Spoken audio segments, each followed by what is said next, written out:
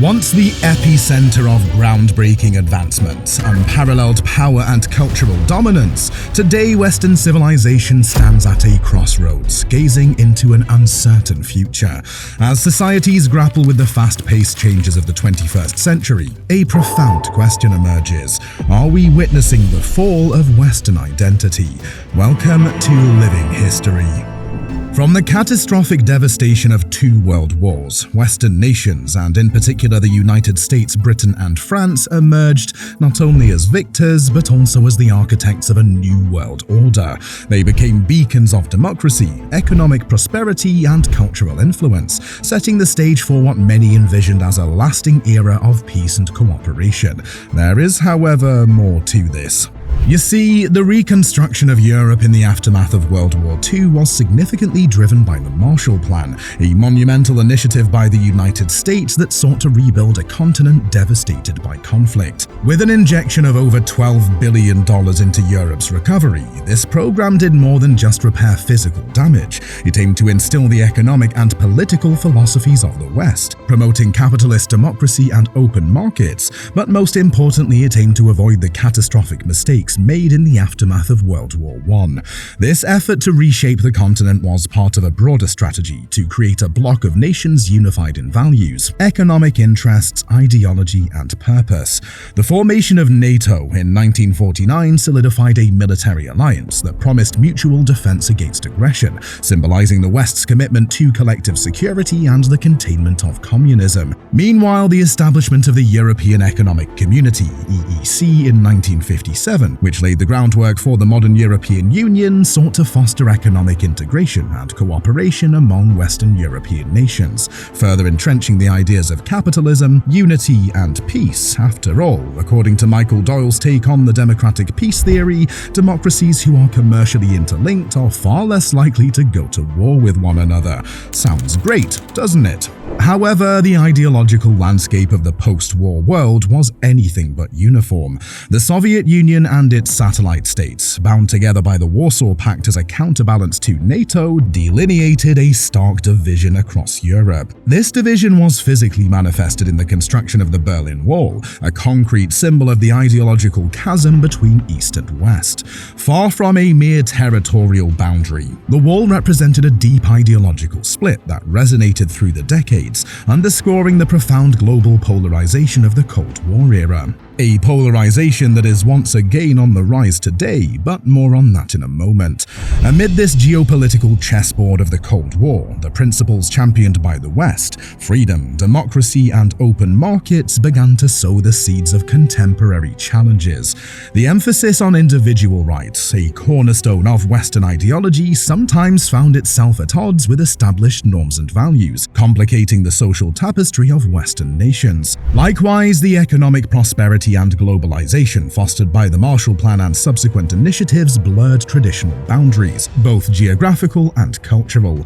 This intermingling of cultures, while broadly beneficial, sparked debates over national identity and social cohesion. As borders faded and economies became ever more interlinked, the West grappled with maintaining a coherent sense of identity amidst a rapidly changing world, a challenge that resonates in the present day more than ever before. Today, we find ourselves in a world where the threads of global diversity have intricately woven themselves into the fabric of Western societies. Multiculturalism, once the beacon of liberal values, now sits at the center of a contentious debate in Europe and America. This debate pivots on a crucial balancing act: how to preserve national heritage while embracing the diversity that globalization has brought, and raises the question, have we gone too far? Figures such as Marine Le Pen in France and Viktor Orban in Hungary have become vocal about their concerns, suggesting that the influx of immigrants is eroding the very essence of national identity. Yet, there exists a counter-narrative that celebrates this blend of cultures as a testament to Western values, adaptability, and enduring appeal. This debate is also underpinned by significant demographic changes. Just consider this. The UK's Office for National Statistics reports that by 2019, 14% of the UK population was born abroad, a notable increase from just 7% in 1993. However, this pattern isn't unique to the UK. Similar trends are observed across Western nations like Germany, France, Italy, and Sweden, marking a shift towards more diverse societies. But it is not only Europe we need to look at. The transformation in societal composition in the United States can be traced back to the 1965 U.S. Immigration and Nationality Act, which diversified an immigration stream that had been predominantly European. Before this landmark legislation, American immigration policy was heavily influenced by the national origins formula, established by the Immigration Act of 1924, which favored European immigrants and severely restricted others based on quotas that discriminated against people from non-European countries. And so, where once the immigrant population was predominantly European, the doors were now opened wider to individuals from across the world. The result? By the late 20th and early 21st centuries, the composition of the American populace had transformed, reflecting a mosaic of global cultures and origins. This diversification challenged the monocultural frameworks that had previously defined American society. For centuries, despite its identity as a nation of immigrants, the US had maintained a largely Eurocentric cultural orientation. The post-1965 wave of immigration compelled American society to confront and reassess its identity, values, and the very definition of what it means to be American. That's not all, though. Parallel to these demographic shifts were also growing economic divides. Just consider this. According to the Pew Research Center, the wealth gap in the United States has widened considerably, with the wealth of high-income families more than doubling from 1983 to 2016.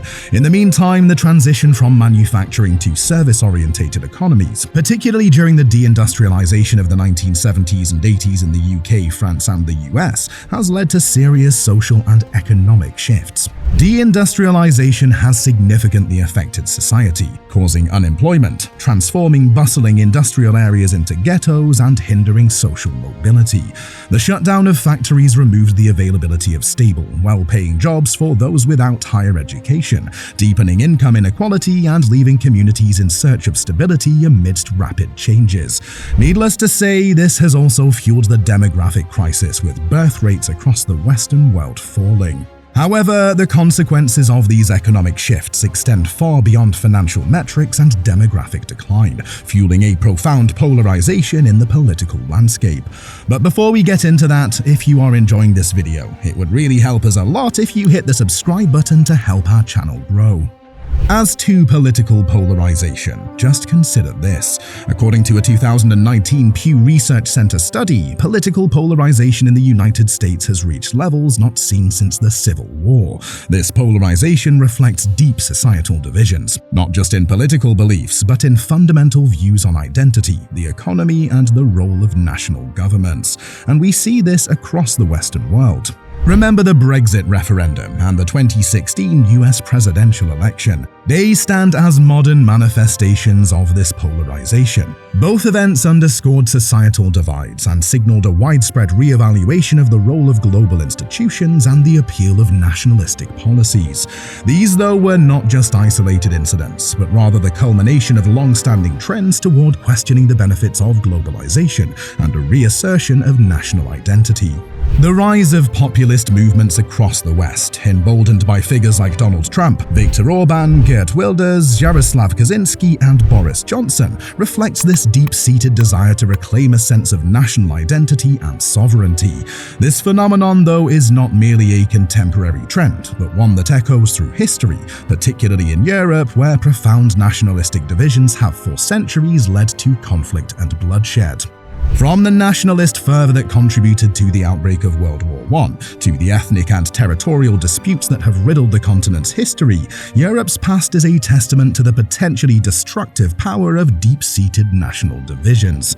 As we observe the resurgence of these sentiments in modern politics, it's crucial to remember the lessons history offers about the importance of balancing national pride with a commitment to unity and peace. With this, the disillusionment with globalist policies and the resulting polarization are not mere bumps on the road, but indications of deeper structural shifts that are redefining Western identity and must be taken seriously in navigating the balance between global integration and the preservation of national economic interests and cultural identities.